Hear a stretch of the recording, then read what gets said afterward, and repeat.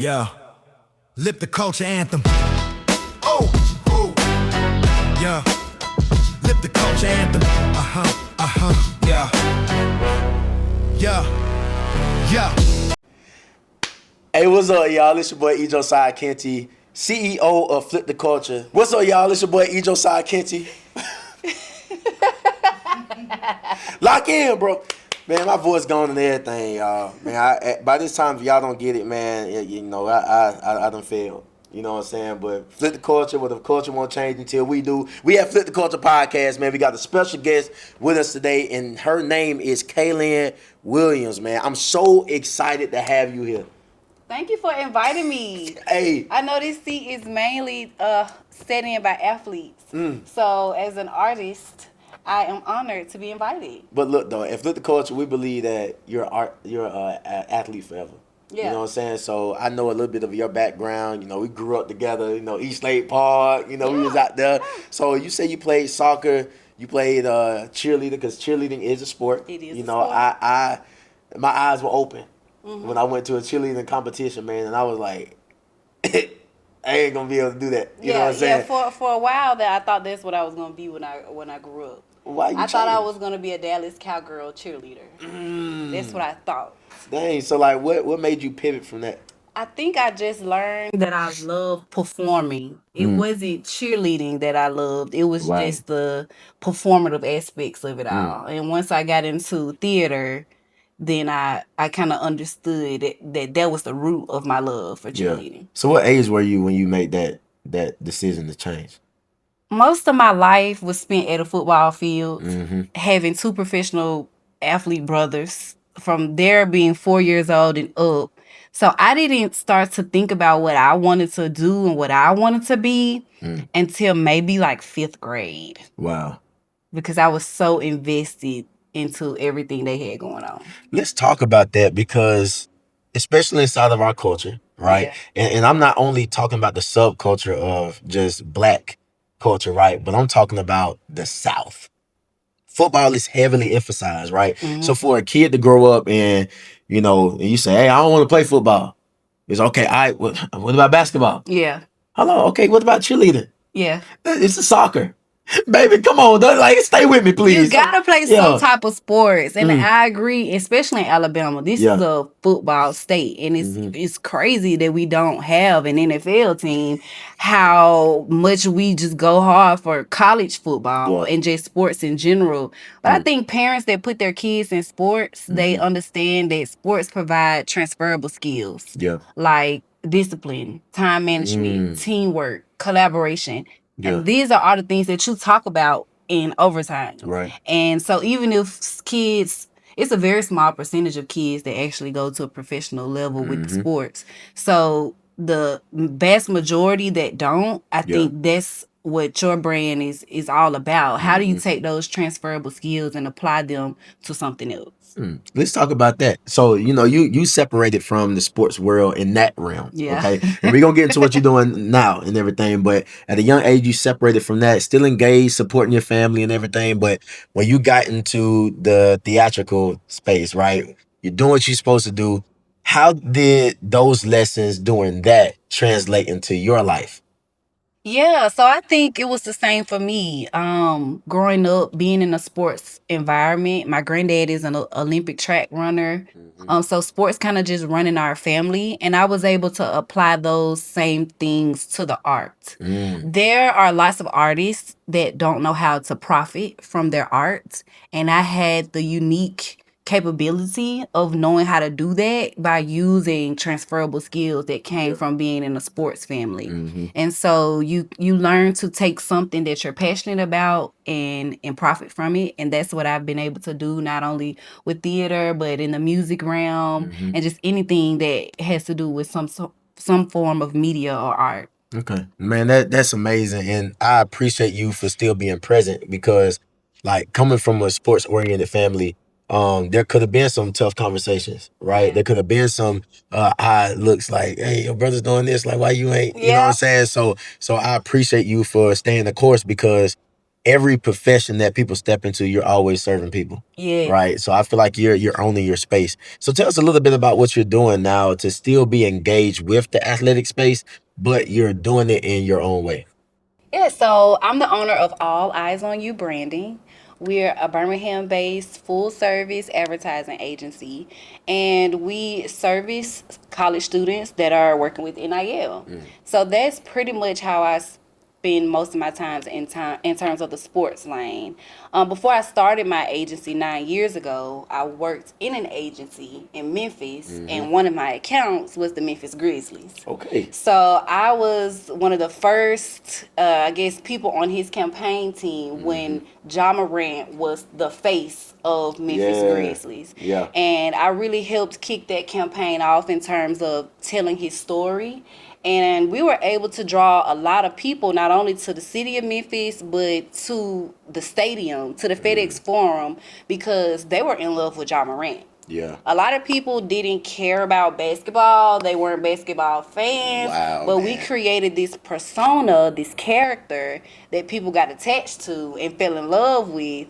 And the rest was history. Bro, hold on, we finna bring history to today. Bring let's it. Let's talk about it, because when you were talking, I was like, okay, like I'm glad you're in this seat, because athletes get so caught up with what they're doing now inside the sport, right? But then they go into life and think they can do anything they want to do, and it doesn't matter, right? It does. So I want you to talk about a lot of it. Okay. When it comes to the name, image, and likeness, and how you guys were able to create a story or create a character to support what people saw on the basketball arena. Yeah. Social media was a big part of that. Okay. Now, once I left the agency, y'all already knew what happened. Yeah. The athlete got in control of his own image. Got And you. everything went left because he doesn't have the skills and the know-how to know what not to post. Right. So you have, I'm glad that they started the NIL, because now you can teach students at a younger age how everything you post is not just representative of you, it's representative of the brand that you're a part of.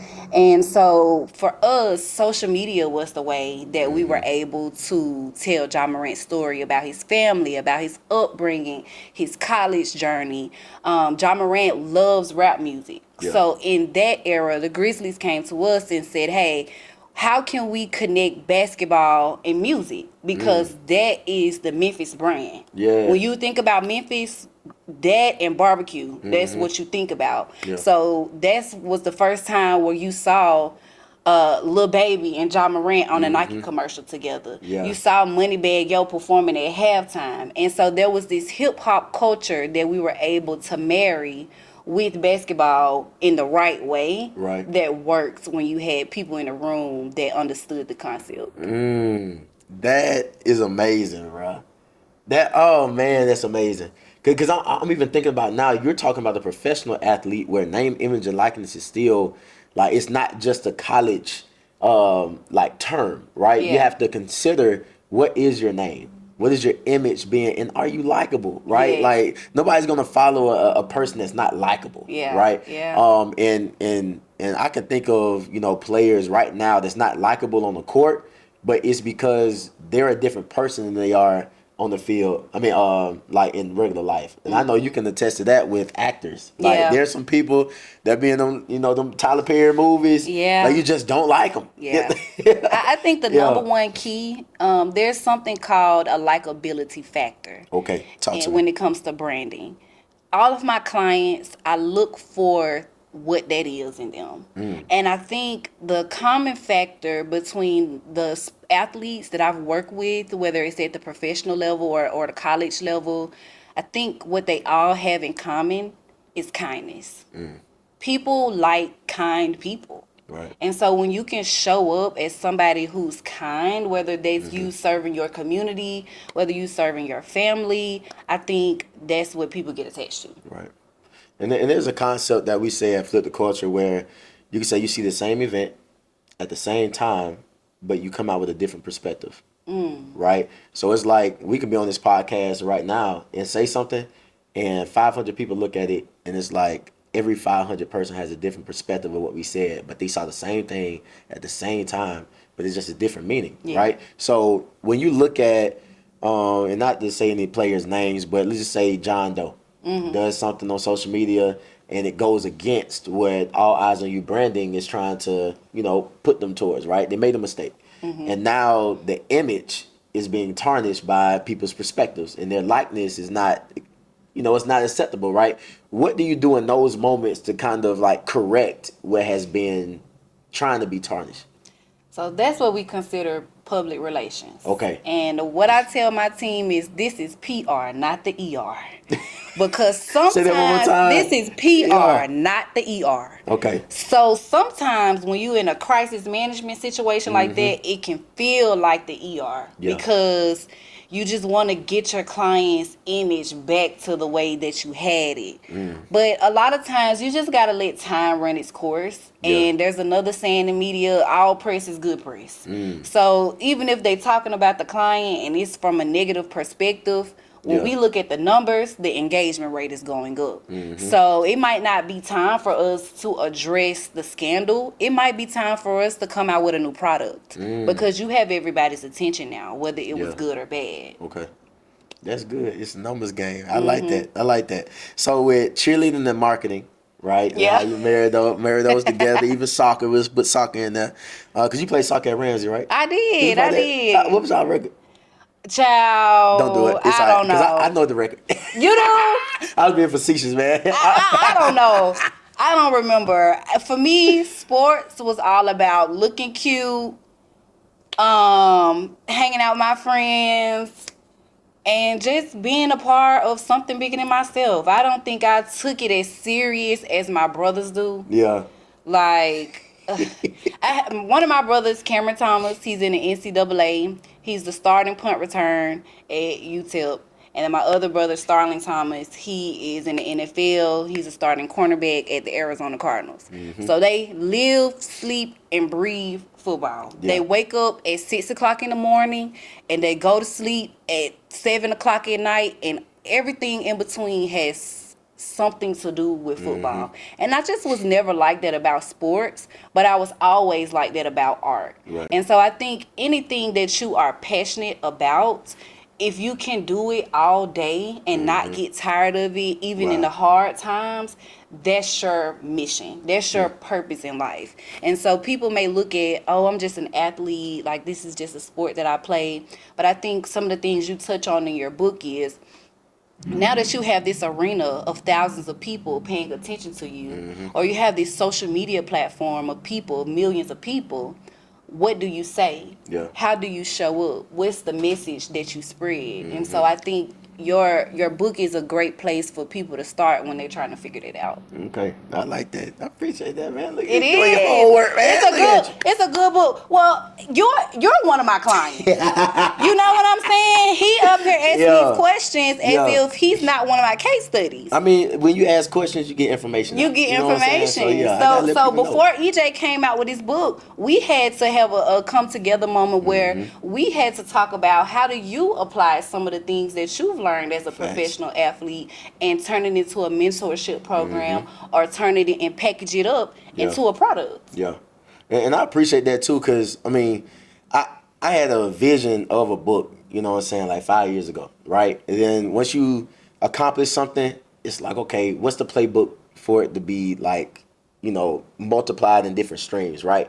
Because everybody's not going to read a book, right? So it's like, okay, podcast, let's talk about it. Yeah. Let's amplify other people's stories. If I were to take out my story inside of Overtime, the principles would still stand regardless of whose story was going to be inside the book, right? Yeah. So that's the thought process I had behind it. And with All Eyes on You, Brandon, they came in and you guys came in making sure that I was prepared to be able to put it in these different streams. So, and this one thing I always say is that, you got to be good ground, right? So it's like a conversation that happened, a year ago, right? You might be able to see the fruit now because those things were inside of the process of being fine-tuned, but the seed was planted back then. So I appreciate you for stepping in and doing that. Yeah. Because it helped me a lot. Yeah, you were preparing a table, and all you needed was servants to help you serve up the food. Yeah. You had done the background work and investment in yourself,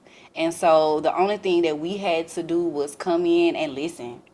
Like, I feel like a lot of times we had consultations where most of my time was spent just listening to you dream out loud and writing it down and coming back to you with a formulaic plan of how you can execute these in bite-sized quarters of the year and setting different milestones. So I think that's what's been the biggest thing that we do for athletes is help them get their vision out of their heads onto paper and then execute it. Similar to how you do in any sport. You got to come up with a game plan, and that's exactly what we did. Yeah, and you a coach, right? Yeah. You turned into my coach because the biggest disparity that athletes deal with is not knowing where to go. Like, you have all this ability, but you don't see a playbook. You don't see lines attached to where you say your purpose is, right? And you don't know which way to go and put all these assets into the world. So, like, that's what you do. You coach athletes, and not just athletes, but you coach more people, right? In different lanes. But since it is an athletic podcast, you know what I'm saying? Like, you coach athletes in a way that we can understand. And y'all, she not gonna sugarcoat this junk with you. You know what I'm saying? Like, it ain't everything's gonna be okay. Heck no, that ain't gonna be all right. Like, why'd you schedule this consultation and you don't know your target audience? You know what I'm saying? Like, it was certain things that I knew I had to have in line before I stepped to you. And it's like, I know she gonna ask this question. Let me at least have this. Yeah. Let me at least have a formulated vision. You know what I'm saying? Let me at least put things in a package that I knew you'll be able to digest it and do something with it. Yeah, because you had documents, you had rough drafts, you had plans. You had real plans. And only thing that you needed was a partner and somebody to share your vision with you. And so I was definitely glad to see you come from this to actually now having a hard copy. Yeah. I was just in Alicia's Coffee the other day and saw your book up there. I was like, y'all selling that book because I'm trying to buy one. All the time, they don't even know. You know, they don't even know. So when I see you out just doing your thing, even with the mentoring, I want to publicly thank you for coming to speak to the kids at the annual Starling Thomas Community Day, because I think that's like you said, another medium for the messaging that you're putting in this written aspect. So I love that you're walking the walk. You're not just teaching athletes how to create their own brand and how to profit from what they've learned in sports, but you're actually doing it yourself. Yeah. You want to switch seats? What? I was asking her which side was my good side. She said both of them. No, see that because what you trying to do, you trying to take over this show. That's what you trying to do. Because I appreciate it, but we here for you. Okay. Back to me. All right, so we're getting back to you. All right, you balance entrepreneurship and also mentorship, right? Because that's what it is, or coachingship, like whatever you want to say for what you do. What daily habits and structure help you maintain groundedness while leading professionally and personally? Holistic wellness. So for me, as a servant, that's the calling that God has on my life, is to serve my community. And the way I serve my community is through the arts, whether that be a commercial, whether that be a video, whether that be live theater or music. That's the way I bring people together as a shepherd. And it can be a lot of pouring out. So for me, what's most important is looking at how I serve myself on a daily basis. My coach, even coaches need coach, my coach, Serena N. Williams, shout out to Serena, she taught me about the theory of holistic wellness. Gotcha. Which is basically looking at your life on a pie chart, where you have your physical, spiritual, mental, relational, emotional health, and you have different tactics that serve each one of those buckets of your wellness. And I try to make space every day for that in my life. So for my relational, I'm going to talk to one of my family members on the phone every day, every single day, at least one. For my spiritual, I start my day with a daily devotional. I listen to gospel music all throughout my day in praise and worship, and I end my night like that as well. My physical health, I try to go to the gym at least 3 times a week. Right now, I'm not eating any sugar, y'all. It's hard. Yeah. But I had to make that sacrifice for my physical health. My mental health, I have a therapist. I go to counseling once a month. And then my emotional health, I try to learn, especially as a woman, when we are wired in emotions. I try to learn how to communicate my emotions effectively in a way that helps me advocate for myself. So I find that every day when I put myself first and I serve myself, that it puts me in a better position to serve other people. That's good. No, man, that's good. That's good.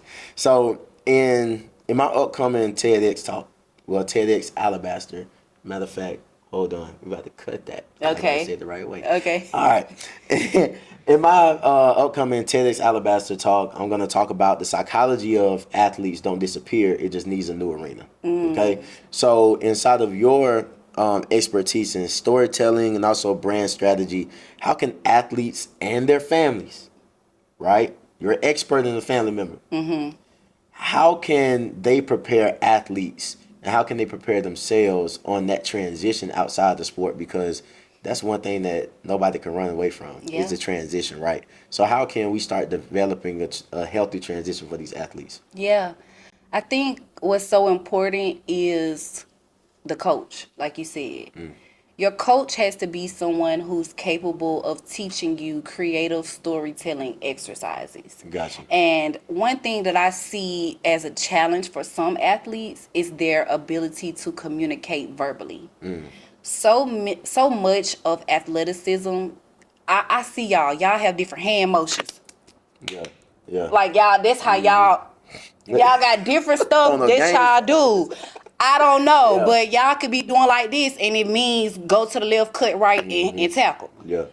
But those same things don't apply in the real world.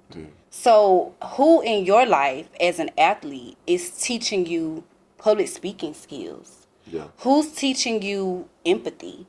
Who's teaching you how to verbally communicate your story and your brand? So I think that is the most important investment that an athlete can make to help them with their transition, because while the same transferable skills apply in real life, there is a certain level of verbal communication that you have to acquire that is not innate to most athletes. It sounds like you're advising them to or suggesting them to build a new team around them. Yeah, I mean, every athlete should have a team. I will say that one thing that I admired about Starling's journey at UAB is that they gave him a lot of opportunities to stand up in front of people and speak. That's good. And that helped him. I can remember one instance. There's every year UAB plays a game in collaboration with Children's Hospital, and each of the athletes wear one of the patient's name on their jersey, and it's a very emotionally appealing moment for the audience. And one of the players that my brothers was representing, he was a cancer patient at Children's. The team, knowing my brother had a personal connection to cancer because our mom had cancer, they allowed him and gave him a platform to be able to speak during the halftime video and to go on the news and tell the story of how he was playing for someone else. Yeah. And I think that those type of instances, the more young athletes can put themselves in that situation where they're telling why they're playing the sport that they're playing or who they're playing the sport for, that's the type of engagement that prepares them for the next level when Gatorade or Nike reaches out to you. Yeah. And that's good. Like, man, that's good. Because I grew up in a dang, I sound old, bro. Man. We're the new aunties and uncles. No. Auntie now. Like, when I was playing ball, right? When I was playing ball, we didn't have NIL, right? Yeah. We didn't have endorsement deals from, college, in the college space. Yeah. But there were certain opportunities that I got from a football playing athlete where I know my peers that didn't play sports never got. So I was inside of spaces where they would need a football player to speak up, right? Yeah. Coach would reach out and be like, hey, like, we got this certain thing. We need 5 football players to be there. I know for a fact, I know athletes that stay in the locker room is like, man, I ain't going to that. Yeah. Like, I ain't doing that, bro. That's John Lane. You know, I'm just here to play football. And I literally look at their life now, and they struggle with what you're talking about, their opportunity to be able to speak and communicate their story. And with me being an educator, not inside the classroom space anymore, but from me being an education realm, interacting with students, our literacy skills are low. Yes. Right? So it's like, man, you're emphasized with being an athlete, and you're put on this pedestal where it's like, okay, you could just play ball, and the teacher's like, oh, you know what, hey, win on Friday, baby. You know what I'm saying? Then you get to college, and then there's this new expectation there, because the professors don't care. Like, they don't care, depending on where you go. You know what I'm saying? Some people got a little extra pull. You got to pass to play. No pass, no play. No pass, no play. But, like, when you see that interaction, right, and we say, like, okay, coaches put them in this position, right, or we say mama and daddy put them in that position, but, you know, mama and daddy may be working, you know what I'm saying, overtime and stuff like that. How can we, as a community, right, because we always say it takes a village, but we usually talk about it in a behavioral sense. Yeah. Where it's like, hey, it takes a community, it takes a village, and then you see somebody doing something wrong in the neighborhood, and you be like, hey, no, boy, don't do that. What about our academic prowess, right? How can the community come together inside of a literacy aspect to be able to provide supports for these athletes? That's a great question. I think the schools have to invest in third-party programs like yours. Bringing in a coach or a mentor who has had the same experience as these students, they come from the same community as these students, to come in and teach them social emotional intelligence. And that's what this book is about. You are teaching soft skills and life skills. And athletes, I just, even outside of the athlete realm, schools, especially public schools, have to invest more in teaching life skills. Yeah. Because it's great to know geometry and history, but what about finance?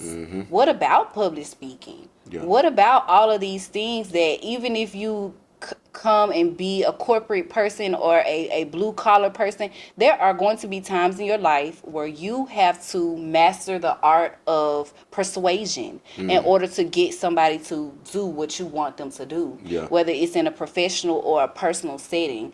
And I think if we start to invest more in our youth at a younger age and make them empathetic communicators, then I think we'll see a reduction in violence. I think we'll see an improve in mental health, and I think it'll just be up from there. No, when you said the word persuasion, in my mind, I went back to the 48 Laws of Power. Yeah. Right, persuasion, but I think there's a thin line between persuasion and manipulation. Right, so like, what's that thin line? The thin line between persuasion and manipulation is whether it's mutually beneficial or not. All right. Yeah. If I'm trying to manipulate you, it's just beneficial for me. Okay. If I'm trying to persuade you, I'm going to be telling you how this is going to work for both of us. And I think that is the cornerstone of marketing and advertising, is learning how to be a good listener. People who aren't good listeners aren't good persuaders, because you're going to respond to whatever this person said to you with an I statement. And you're trying to empathize or show that you care, but that really is just showing that you're not actively listening on a deep level. And so what coaches and consultants have vast training in is listening. Because when you listen to someone actively, you can identify the things that they need, and you can respond to them in a way that shows them how you can serve them in the areas they need help in. And they walk away from that conversation like, wow, that person actually listened to me. I actually like that person, instead of you trying to manipulate them and push onto them services and opportunities that they probably don't care about. That's good. And for athletes, this is where you start pulling on your character, right? This is your character. This is your hidden motives. You know, how upfront can you be with somebody that you need something from, Yeah. right? And if you need something from them, once you get that, how can you make sure that that benefit multiplies other people? 'Cause that's one thing I always put in my mind. It's like, okay, man, I'm not being blessed for myself. I'm being blessed for the people that won't be able to be inside these spaces and obtain what I am graced to be able to obtain. Yeah. You know, so we have to do a heart check before we go inside of situations like that, because I feel like that goes into the heart of the individual that's looking to get something, right? It's like that's the thin line for me, is, you know, between manipulation and perspective. So I appreciate not perspective, persuasion. I appreciate that. As athletes, when y'all are going out and you're searching for an agent, you're searching for this person to help you get to the next level in your professional career, I think, one, you should, if you're God-fearing, your number one thing you should be looking for is someone else that's God-fearing, because if that if they have that characteristic, then you won't have a lot of problems. And then two, you just need to find someone who listens to you. Yeah. That's the most important thing. Someone who listens to you on a deep level can actually help you. That's good. And you said something powerful, which is listening and then also helping. So I know you have a nurturing type of spirit on you. So, you know, when your life has been turned from caring to a calling, right? Because there's different, like, you can care all the time. Like, you be like, oh man, you know what, I care, right? Yeah. Oh, I care about this homeless person, you know, I give them $5 and be like, yeah, I'm praying for you. But the calling, opening up a center to house homeless people and feed them 3 hot meals, you know what I'm saying? Give them so, you know, from turning that care into calling, when it talks about being a nurturer of your business and also for your family, what are some soft skills that you've obtained over the years that you're using actively now? Well, we already talked about listening. Yep. We already talked about public speaking. So you wrap those in a bow, and that's just your communication. So I have a journalism and strategic media degree with a concentration in advertising. Yeah. So essentially, I'm a professional communicator. And I think there's a reason why communication and community are spelled almost the same. Yeah. And I think that that's how you take your care to your calling, because care is just an internal emotion, and your calling is you physically acting out what you care about. And a part of that physical manifestation of your passion is to be able to communicate about it effectively. So I think that's been my greatest strength in terms of sports advertising, being able to help other people learn how to tell their story in a way that gets people to do what they want them to do. Whether it's come to a game, buy a ticket, buy my t-shirt, come to my event, come to my sports camp. There has to be some level of emotional appeal that comes with creative storytelling. All right, so you talk about, well, I say the way that you are talking and communicating, that speaks volume, right?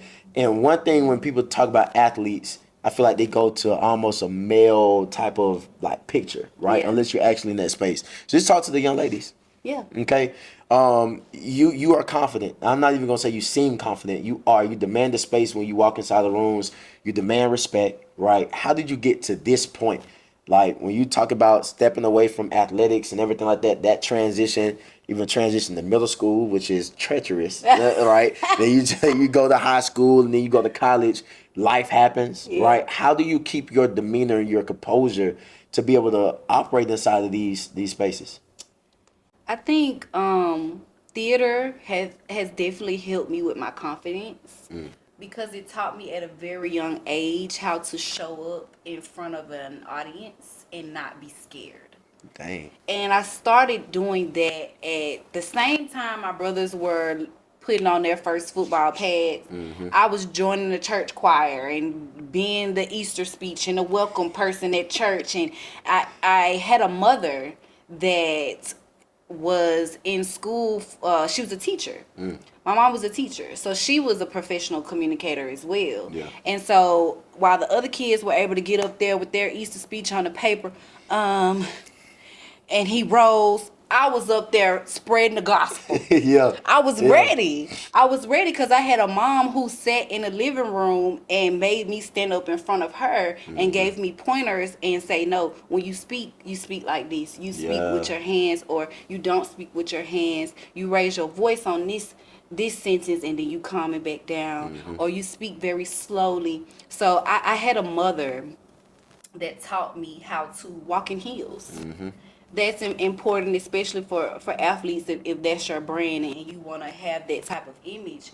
That walk, that's the most, like, in terms of your brand deal, when you come out of that locker room and they snap that picture of you, everybody know the picture I'm talking about. Straight up, when you come out and you walk into the field or you walk into the court, and that whatever you have on, that's your moment to get that picture that makes Fashion Nova say, I gotta put her in my clothes next time she walks out the locker room. Or even your social media, the way you posed. I had a mother that put me in pageants as a young age. Wow. So I learned how to walk across the stage, how to speak in an interview, how to wear a ball gown, how to move with grace. And so I can credit my confidence to the investments that my mom made in me at a young age and put me in a performative environment. That's good. And you listened. Yeah. And you also applied. Yeah. That's the easiest way to learn. Just listen. And then try it out. Like, just try it, bro. Like, little Johnny, you try sagging in school, bro. And you get rolled up every time, bro. You know what I'm saying? Just try pulling your pants up this time. Yeah. Like I can say, like, me and you, we went to middle school together. Yeah. And both of us always were presentable. Yeah. Like, you can tell the kids who parents ain't play with them. Facts. Our parents were always friends because they could tell that they both had the same values when it came to us. And, you know, our younger siblings being like the same age and kind of growing up together as well. I think your mom and my mom have a lot of similar characteristics in the way that they invested in our image as a young age to now, where we're not under their wing anymore, and we still hold on to those same characteristics. Like, we don't come out of the house any type of way, because you never know who you can see, and or you never know who might see you that you don't even know watching. Facts. And so we just kind of grew up in two households with parents that instilled us to take pride in who we are and take pride in how we represent our family unit. Yeah. And so there's a lot of things that you and I don't do or won't do, or a lot of places that we won't go because we know that, hey, I got two professional athletes as brothers. I just can't get caught on TMZ messing up the family brand. That ain't gonna be me. Yeah. Your mother is an author. She's a serial entrepreneur. Your dad and his media professional. There are certain things that you understand. You don't walk out the door with your name is not the only one that's across your chest. You wear that last name Kenty, and it means something. So I think as parents, I don't have kids, we don't have kids, but as young adults, I think investing in your kid at a young age and teaching them to have pride in themselves is what builds a confident adult. And it's good to find something to have pride in. Because, you know, you may have that athlete like, man, nah, I don't come from nothing. My mama cuss me out every day. You know what I'm saying? Grandmama don't want nothing to do with me. So this football thing, this basketball thing, this chilling thing, all I got, right? I'm holding my hat on. So it's like, take pride in that, bro. Like, find a team in, like, would your team be disappointed in the way that you acting right now? Like, let your teacher be your team. Like, somebody that cares and gives a darn about you. Like, we can find reasons on why to act up. And we can find reasons to act right. Yeah. You know what I'm saying? It's all about where you want your life to go down. What route do you want to go down? And I feel like that's something that we've you know, been able to do by looking at where we want to go. Because just as easy as we had that example, you have some siblings that grow up in the same household that don't listen to nothing that their parents have. So you got siblings that's like polar opposites. Like one of them is going down here doing great things and the other one is doing wrong things, right? So everybody makes that decision. So if you're looking at this podcast and you're like, man, I don't got nobody that believe in me. I don't got anybody, bro, find that person that do. Like, there's nobody on this green earth that came from literally nothing. And if you put on that title, you are disgracing the people that believes in you and that poured into you. It could be one interaction at the grocery store.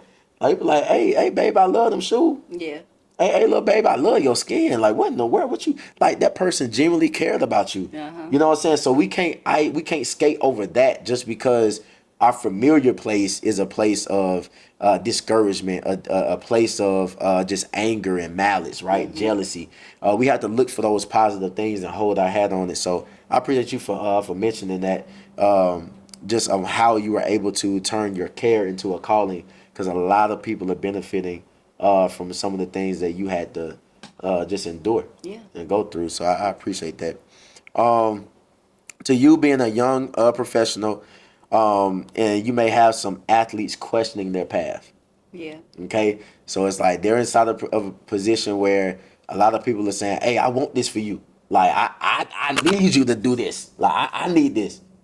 What do you do, or what would you say to that person that, in their deepest heart of hearts, it's like, man, this ain't me. Like I have something that I want to do, but everybody else is telling me to do this. What would you tell that individual to further, just go down a good path for their life? I think we've talked a lot about community during our time on this podcast. But on the opposite end of the spectrum, there's so much power in being alone. And when you're alone, you can truly meet yourself and get to know yourself. And so a part of transitioning as an athlete is counseling, listening to your coaches, listening to your brand strategies. But then there is another time that is equally as important, the time that you spend alone, silencing all the voices that you've encountered and just having a one-on-one with you and God. And you ask for help and say, like, Lord, make it plain, make it simple. And you can take all of the mentorship that you've accumulated and have a conversation with yourself. I think the most brilliant people in the world talk to themselves. I talk to myself all day, every day, because Do you nobody. answer yourself? I do. I have real conversations with myself. So you talk to yourself and answer. I'm a genius. Geniuses talk to themselves. Wow. Because your first ideas are not always your great ideas. So before I have a conversation with someone that's important, or before I make an important decision, I talk myself through all of the possible scenarios and outcomes. And that way, I've had several rough drafts before I got to the final published piece. Some people don't talk to themselves. And so you got to have a relationship with self in order to make decisions after receiving counsel from your team. And that's good. And in order to get to that place of self, you got to be still. Yeah. I had to learn that. That's hard too. Like, man, after I got done playing ball, and it was like, yeah, he ain't coming out of retirement, my boy. I'm talking about going to the gym every day, still training like I'm going after the ball, being around people, right? Like hitting the club, buying the bottles, right? You know what I'm saying? Like I want to be inside this space because it distracted me from being by myself. Exactly. That was and when I was by myself, I was depressed, like fighting myself, not reasoning with myself, not uplifting myself. So it was a very tough transition for me starting off initially, because until I was able to understand what everybody was telling me during those developmental stages, like my Coach O's, you know what I'm saying, my pops, you know what I'm saying, like Coach Nelson's, like all these people that told me that I was more than just an athlete and saw greatness on my life, it didn't register until I was able to be by myself, away from distractions, and then their words started comforting me when I didn't want to comfort myself or didn't know how to. You so know, that's good. They say the giant looks in the mirror and sees nothing. And what that means to me is that even if everyone in your life is speaking affirmations onto you, when your calling or your purpose is so big, you might not be able to see it yourself. And I think that's the importance of speaking life into the youth and the importance of your brand, because when that individual does grow up to start a relationship with themselves where they talk to themselves, they're only going to repeat the things that they heard. Yeah. So if they grew up in a household with someone telling them, "Oh, you can cook, but you ain't Paula Deen," or "Yeah, you can run the ball fast, but you can shoot, but you ain't Steph Curry." Yeah. Like, in that time alone, that's what's going to replay Yeah. in their head. And so I think the blessing that we both have had is people in our life who speak affirmations onto us. That way, when we have that alone time with ourselves, as difficult as it might be, we have a positive image in our head about ourselves. Yeah. And there are things that other people can see about you that you can't see in yourself. And so you have to surround yourself with people who, not yes men, people who tell you when you're right, tell you when you're wrong, Woo. but they do it with love and Yeah. with the intent of affirming you that you can and you will walk into your God calling purpose. Yeah. Yeah. Man, that's good. That's good, man. I had a good time today, Katie. Me too. Hey, for real. Yeah, this Yeah. just us. We sit on the phone and talk like this. I'm telling you, my brother will call Yeah. me on a random Tuesday and pray for me. Yeah. He don't even know that I was just on my way to cuss somebody out. He don't even know that he got that spirit right clean up off me. Yeah. And so y'all just getting a little insight or insider scoop at conversations that we have every day because we actually doing the work. Right. We not just here talking about it. We actually invest in the youth every single day. It's not a day that goes by that one of us is not out in the community advocating for young people in their success to build a thriving community. And I'm glad you said that because you just held me accountable. Yeah. Like from not feeling guilty for not doing enough. Mm. And this is just my vulnerable moment within the podcast. It's just like, sometimes you can get so caught up in like, okay, I'm doing this, I'm doing that. And every opportunity that comes to you that's good, right? It may not be God. So whenever it comes to me and it's like, okay, I can reach more kids, right? I can do all these things. And one of the things that holds me accountable when I get inside those spaces and when I see familiar kids' faces. Mm-hmm. And then the other thing is, dang, I could have been doing something else where I could have been being obedient to God. Like doing a good thing could also be in disobedience to God. You know what I'm saying? So I appreciate you for saying that because it reminds me of how much I actually do inside the community because you do a lot. So much, you do a lot. You just, Yeah. like I said, you just a giant looking in the mirror and can't see nothing Yeah. because you bigger. You bigger than that space or that frame. So that's the only reason why you may feel like that. But I think we're both the oldest of three. And we saw and experienced at a young age how our younger siblings want to do everything we do, good or bad. And so I think we took that with us through life and we learned the power of influence at a really young age. And like you said, you're going to see those same kids' faces over and over in the space that you're doing. And so you have to always be mindful of how you show up in the world because you have the power of influence over your life. Facts. And the parents. Yeah. It's like I may not see the kids in certain things. It may be a 21 plus event. And I see the parents. Uh-huh. You know what I'm saying? And I may not even have met them, but the kids, they showing them my social media and stuff like that. And I be in places where it's like, hey, what's up, man? You Josiah, like you got. I'm like, hey. And like with me, you're not gonna know that you're a stranger to me. I don't make you feel like I know you. I know. But it's so many people. I'm just like, bro, I don't know you. You even know your name, but hey, give me a hug, baby. Hey, through it, dog. I'm glad to see you, man. All right, so what's next for Our Eyes on You branding? How can the TEDx Alabaster community help? Just support what you're doing and also the Flip the Culture brand. How can that help?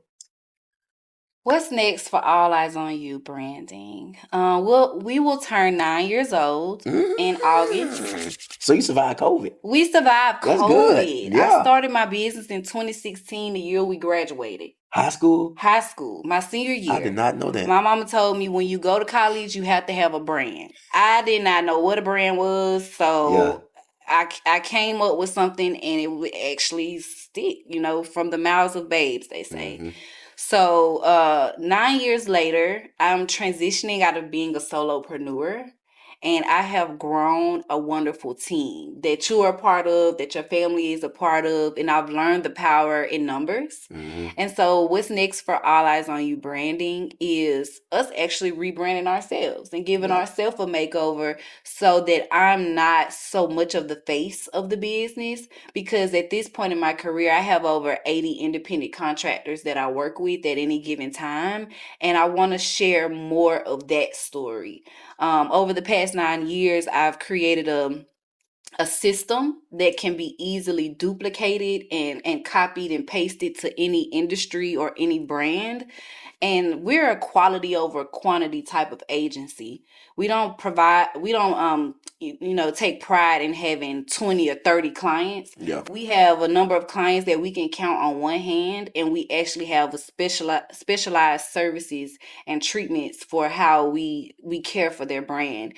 And so I think what's next is us showing up in numbers and showing up as a creative community. Yeah. And so I'm excited. I think what Flip the Culture can do to help me is continuing to nurture young athletes, because you know that there are a very small percentage of them that are going to pursue this professionally. Right. And so when you mentor them in the way that you do, it opens their mind for me to be able to help them. Got you. So when you affirm a young athlete that they can take these transferable skills to real estate, to becoming an author, to becoming a teacher, to becoming a citizen, then that allows space for me and my team to help them execute whatever their plan is they come up with.